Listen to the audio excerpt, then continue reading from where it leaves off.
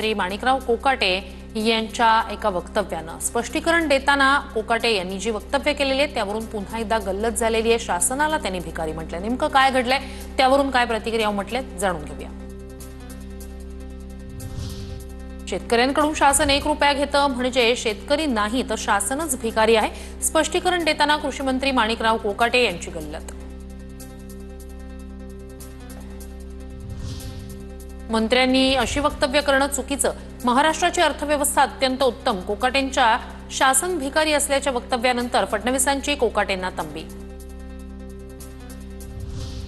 सरकारला भिकारी म्हणणं असंवेदनशीलतेचा कहर। टीका करत सुप्रिया सुळेंकडून कृषी मंत्र्यांच्या राजीनाम्याची मागणी।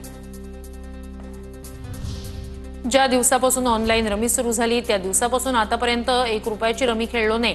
मला रमी खेळताच येत नाही, त्यामुळे माझी नाहक बदनामी करण्यात आली। कारण नसताना ज्या राजकीय नेत्यांनी आरोप केला आणि बदनामी केली त्या सर्वांना कोर्टात खेचणार। माणिकराव कोकाटेंचा इशारा। सभागृहाचं कामकाज संपलं होतं हे कोकाटेंचं वक्तव्य खोटं। जाहिरात स्किप करण्यासाठी 42 सेकंद लागतात का? रोहित पवारांची टीका करत आणखी 2 व्हिडिओ ट्विट करत सवाल।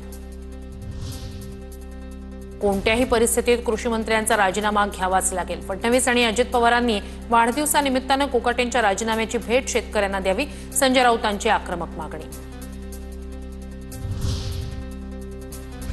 मुख्यमंत्री, उपमुख्यमंत्री, विधानसभा अध्यक्ष, विधान परिषद सभापती यांना पत्र लिहून चौकशीची मागणी करणार। चौकशीत गेम खेळताना आढळलो तो नागपूरच्या अधिवेशनात मुख्यमंत्री उपमुख्यमंत्र्यांना न भेटता राज्यपालांकडे राजीनामा सादर करणार।